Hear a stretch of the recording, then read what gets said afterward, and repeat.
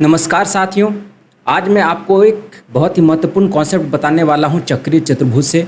अगर चक्रीय चतुर्भुज की भुजाएं दी हुई है तो उसकी हम परित्रिज्या कैसे निकालेंगे। तो आइए जानते हैं क्या कॉन्सेप्ट है इसका। सवाल दिया हुआ है कि केंद्र O वाले चक्रीय चतुर्भुज ABCD की परित्रिज्या ज्ञात कीजिए जिसकी भुजाएं 2 मीटर, 4 मीटर, 6 मीटर और 10 मीटर दी हुई है। ऐसा जैसा कि आप फिगर में देख सकते हैं कि यहाँ पे ABCD दी हुई है। A इक्वल टू दिया हुआ है 2 metre, B equal to 4 metre, C equal to 6 metre और D इक्वल टू 10 मीटर। ठीक है दोस्तों, तो हमारा फॉर्मूला क्या कहता है कि हम कैसे परित्रिज्या निकालेंगे। तो R इक्वल टू होता है दोस्तों, R equal to 1/4 root under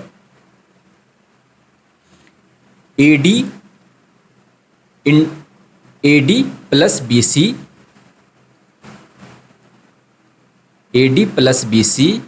into AB plus CD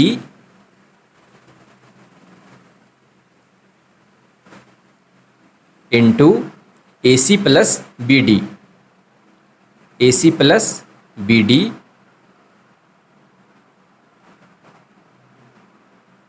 divided by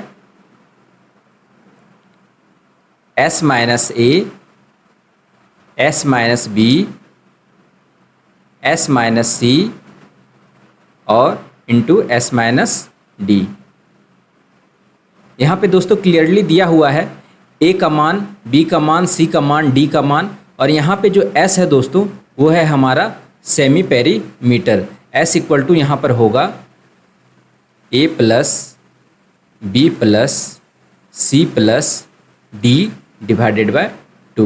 ठीक है दोस्तों, तो ये सारे कैलकुलेशन हमको करने होंगे तो हम आसानी से परित्रिज्या का मान निकाल सकते हैं और ये बहुत ही आसान है। देखिए हम कैसे करते हैं। यहाँ पर देखिए 1/4 लिखेंगे रूट अंडर, आधे कैलकुलेशन दिमाग में ही करने हैं। यहाँ पर देखिए A इंटू डी, यहाँ पर देखिए A इंटू डी, पहले 2 गुना 10 प्लस 6 गुना 4 20 प्लस 24 कितना हो गया दोस्तों 44। यहाँ पर हम 44 रखेंगे गुना AB इंटू CD 4 दूनी 8 प्लस 8 यहाँ पे 68 रखेंगे। ठीक है दोस्तों, फिर गुना AC प्लस BD ये अपोजिट साइड वाला 6 दूनी 12 प्लस 40 ये हो जाएगा 52। ठीक है दोस्तों, डिवाइडेड बाय अब यहाँ पे S निकालेंगे माइंड में 10 2 12 4 16 6 22 भागा 2 11।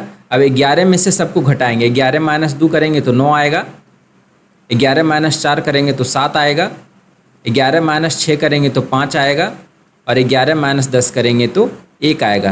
कितना आसान हो गया। अब यहाँ से आप देख सकते हैं कि 1/4 रूट अंडर, अगर आप इसको सॉल्व करेंगे दोस्तों तो ये हमारे पास कुछ 494 के लगभग में आएगा जो हमारा आंसर देगा 5.5 मीटर। ठीक है दोस्तों, अगर मीटर में है तो मीटर में आंसर रहेगा, अगर सेंटीमीटर में है तो हमारा सेंटीमीटर में आंसर रहेगा। तो यही हमारा आंसर हो जाएगा। चलिए दोस्तों अगले कॉन्सेप्ट की तरफ बढ़ते हैं। अगला कॉन्सेप्ट है हमारा, अगर चक्रीय चतुर्भुज की भुजाएं दी हुई है तो उसका क्षेत्रफल हम कैसे निकालेंगे। ठीक है दोस्तों, हमारे पास सवाल दिया हुआ है कि चक्रीय चतुर्भुज का क्षेत्रफल ज्ञात कीजिए जिसमें कि भुजाएं 2 सेंटीमीटर, 4 सेंटीमीटर, 6 सेंटीमीटर और 8 सेंटीमीटर दी हुई है। यहाँ पे A का वैल्यू 2, B का 4, C का 6 और D का 8 दिया हुआ है। तो हमारा जो क्षेत्रफल हो जाएगा दोस्तों वो एरिया इक्वल टू हो जाएगा root under S minus A, S minus B, S minus C into S minus D। बहुत ही सिंपल फार्मूला है और देखते ही याद हो जाने वाला फार्मूला है दोस्तों।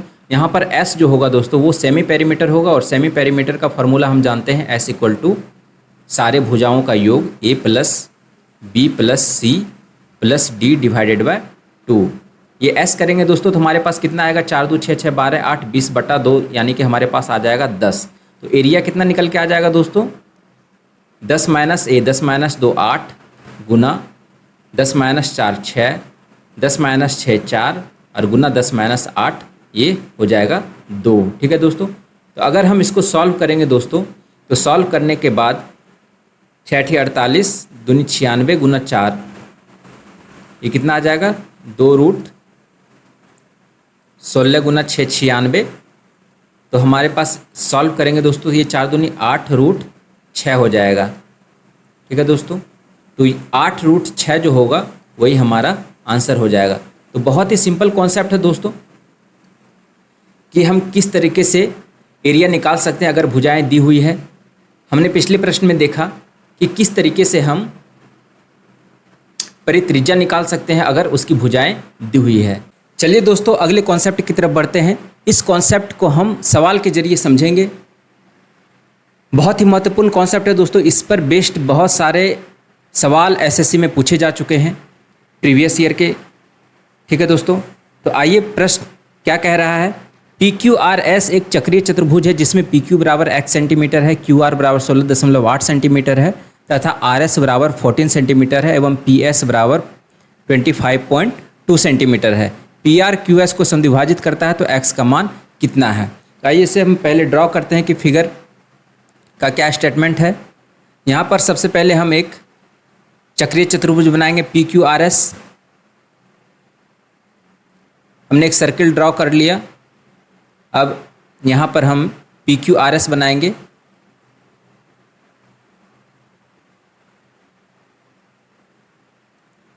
ठीक है दोस्तों, ये हमारा P हो गया, ये हमारा Q हो गया, ये हो गया R और ये हो गया S। ठीक है दोस्तों, अब यहाँ से बोला जा रहा है कि PR QS को समद्विभाजित करता है। ये जो PR है, PR जो है वो QS को समद्विभाजित करता है। ठीक है दोस्तों, ये QS 2 बराबर पार्ट में डिवाइड हो गया।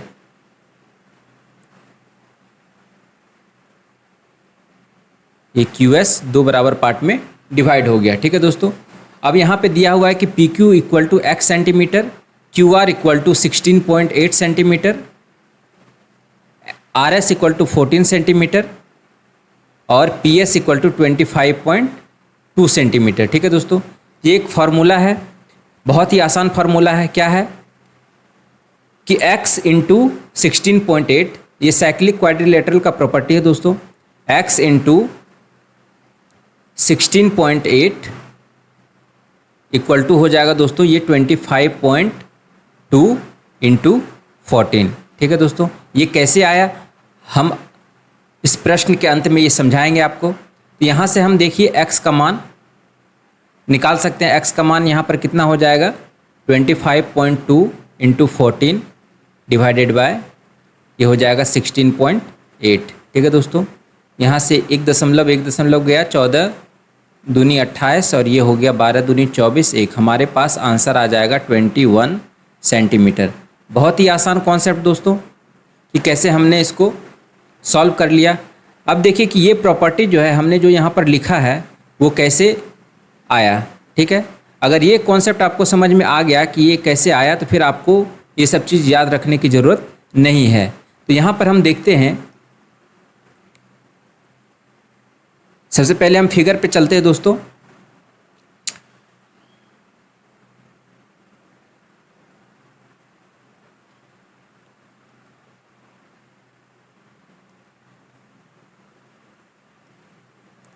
इस फिगर को हम सेलेक्ट कर लेते हैं।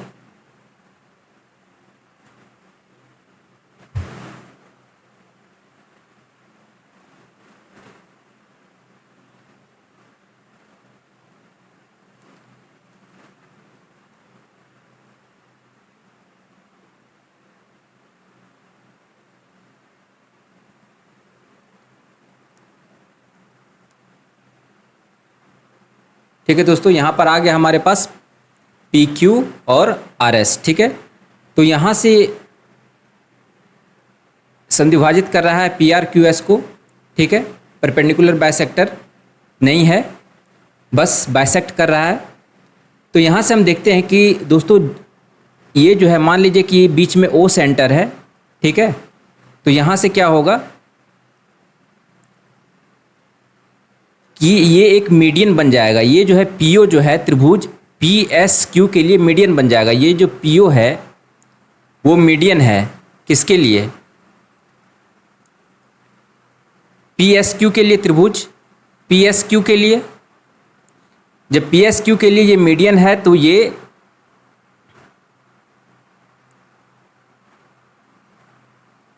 दो बराबर भाग में बांटेगा दोस्तों एरिया को। पी ओ क्यू का एरिया जो हो जाएगा दोस्तों वो पी ओ एस के एरिया के बराबर हो जाएगा, ठीक है। तो मान लीजिए कि इसका एरिया ए है तो इसका भी एरिया ए हो जाएगा। उसी तरीके से दोस्तों यहाँ पर आर ओ मीडियन है किसका, त्रिभुज एस आर क्यू का, ठीक है दोस्तों, एस आर क्यू का। क्यों मीडियन है, क्योंकि इसकी भुजा को वो दो बराबर भागों में बांट रहा है, ठीक है दोस्तों। तो यहाँ से आप देख सकते हैं कि अगर मान लीजिए इसका एरिया बी है तो इसका भी एरिया बी होगा। समझ में आ गया दोस्तों। अब यहाँ से आप देखिए कि पी क्यू आर में, पी क्यू आर, त्रिभुज पी क्यू आर और त्रिभुज पी एस आर में, त्रिभुज पी एस आर में आप देखेंगे कि ऊपर का जो एरिया दोनों है ए प्लस बी, वो नीचे के एरिया के बराबर है ए प्लस बी के, ठीक है दोस्तों। तो जब त्रिभुज पी क्यू आर का एरिया निकालेंगे दोस्तों तो कितना निकलेगा, half into P Q into Q are, P Q into Q are into मान लीजिए कि ये एक थीटा है, ये हो जाएगा साइन थीटा, हाफ इंटू ए इंटू बी साइन थीटा होता है त्रिभुज का क्षेत्रफल अगर दोनों भुजाओं के बीच का एंगल दिया हुआ है तो। उसी तरीके से त्रिभुज पी एस आर में ये जो हो जाएगा half into P S into S are into ये जो है अगर ये थीटा है तो ये 180 माइनस थीटा हो जाएगा दोस्तों, क्योंकि चक्रीय चतुर्भुज के अपोजिट कोनों का जोड़ 180 होता है। तो अगर एक थीटा है तो ये 180 माइनस थीटा बनेगा, तो ये बन जाएगा हमारे पास साइन 180 माइनस थीटा, ठीक है दोस्तों। तो यहाँ से हाफ हाफ कैंसिल हो जाएगा और साइन थीटा और साइन 180 माइनस थीटा दोनों का वैल्यू सेम होता है, ये हमारा कैंसिल हो जाएगा। तो हमारे पास क्या बना, P Q into Q R बराबर P S into S R, ठीक है दोस्तों। यहाँ से देखिए हमने एक रिलेशन लगाया और कैसे हम इस कॉन्सेप्ट तक पहुँचे, P Q into Q R equal to P S into S R. और जस्ट यही फार्मूले का यूज हमने पिछले वाले क्वेश्चन में किया है दोस्तों। X into 16.8 equal to 25.2 into 14। हमने ये दो भुजाओं का जो गुणनफल है वो अपोजिट के दो भुजाओं के गुणनफल के बराबर किया, ठीक है दोस्तों। तो इस तरह से हमने इस क्वेश्चन को सॉल्व किया और ये एसएससी में बहुत बार पूछा गया सवाल है। और अगर इस टाइप के सवाल आपको आते हैं तो आप डायरेक्टली फार्मूला लगा के यहाँ से आप आंसर तक पहुँच सकते हैं। चलिए दोस्तों अगले कॉन्सेप्ट की तरफ बढ़ते हैं। अगला कॉन्सेप्ट है हमारा टॉलमी थ्योरम का। टॉलमी थ्योरम क्या बोलता है कि एक चक्रीय चतुर्भुज के लिए विपरीत भुजाओं के दो युग्म के गुणनफल का योग विकर्णों के गुणनफल के बराबर होता है। बहुत ही इंपॉर्टेंट थ्योरम है दोस्तों। इस पर बेस्ड क्वेश्चन बहुत बार एसएससी में पूछे भी गए हैं और आगे भी पूछे जाने के पूरे चांसेस हैं। तो आप इसको एक बार समझ लीजिए और पूरी तरह से आपका जो क्वेश्चन होगा आपके कंट्रोल में होगा, ठीक है दोस्तों। अगर साइक्लिक क्वाड्रिलेटरल से इस टाइप के सवाल आ जाते हैं तो आप विदिन सेकंड उसको हल कर सकते हैं। तो यहाँ पर देखिए सबसे पहले हम साइक्लिक क्वाड्रिलेटरल बनाएंगे दोस्तों, एक चक्रीय चतुर्भुज बनाएंगे।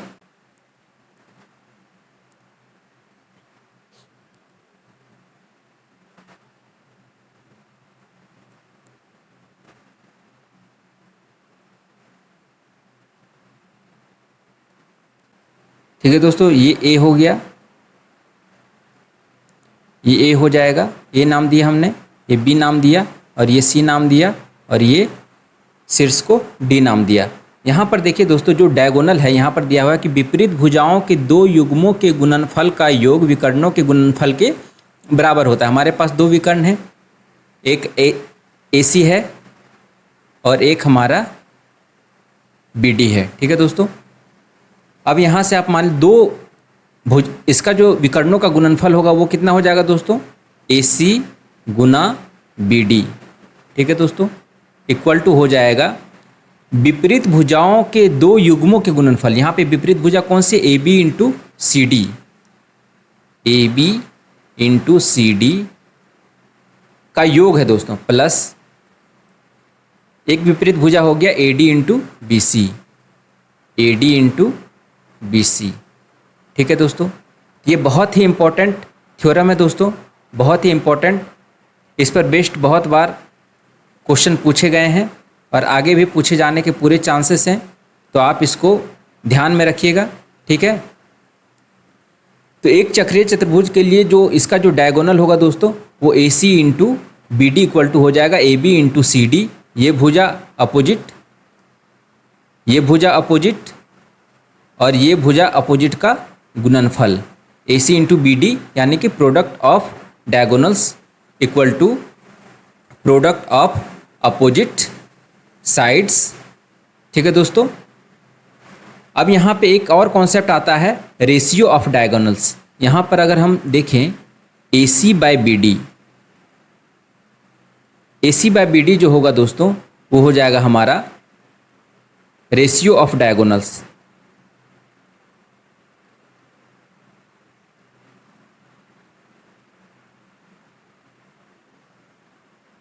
रेशियो ऑफ डायगोनल्स हो जाएगा दोस्तों ए सी बटा बी डी इक्वल टू हो जाएगा, यहाँ पे ए सी हो जाएगा ए बी गुना A D plus B C गुना सी डी डिवाइडेड बाय, ये हो जाएगा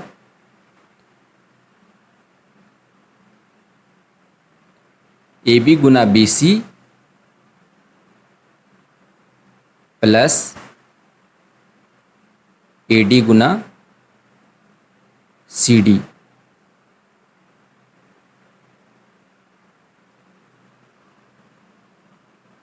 ठीक है दोस्तों, ये भी हमारा एक बहुत ही महत्वपूर्ण कॉन्सेप्ट है। अगर आपके पास चारों भुजाओं के साइड दी हुई है और विकर्ण निकालना हो दोस्तों, तो इस फॉर्मूले की सहायता से आप विकर्ण आसानी से निकाल सकते हैं। ठीक है दोस्तों, तो इसको याद रखने का तरीका क्या है दोस्तों, कैसे याद रखेंगे? तो इसको याद रखने का तरीका है, यहाँ पर देखिए कि ए सी इंटू बी डी दिया हुआ है, ए सी इंटू बी डी, यहाँ पर ए सी दिया हुआ है, तो ए के तरफ पॉइंट रखिए या सी की तरफ पॉइंट रखिए। इससे रिलेटेड जो भुजाएं हैं A B into C D, इसका गुणनफल हो जाएगा। ठीक है, प्लस सी पर जाएंगे तो सी से रिलेटेड जो भुजाएं हैं, संगत भुजाएं हैं, उसका गुणनफल का जोड़ डिवाइडेड बाय। बी डी पे चलते हैं तो बी डी में बी पर पॉइंट रखेंगे तो बी के साइड में जो है A B into B C, और यहाँ पर डी पे रखेंगे तो A D into C D, ये दोनों का जोड़ का रेशियो हमारा बन जाएगा रेशियो ऑफ डायगोनल्स, यानी कि विकर्णों का अनुपात चक्रीय चतुर्भुज में। तो इस पर बेस्ड बहुत सारे सवाल भी आते हैं दोस्तों, तो आप इसको कंठस्थ कर लीजिए और ऐसे सवाल आएँ तो तुरंत आसानी से आप एग्ज़ाम में बना सकते हैं। और ये अपकमिंग सीजीएल एग्ज़ाम और उसके आगे आने वाले जितने भी सारे एग्ज़ाम्स हैं एसएससी के, उसमें ये बहुत ही महत्वपूर्ण साबित हो सकता है। अगर आपको हमारा वीडियो पसंद आया तो चैनल को ज़रूर सब्सक्राइब करें, लाइक करें। थैंक यू दोस्तों।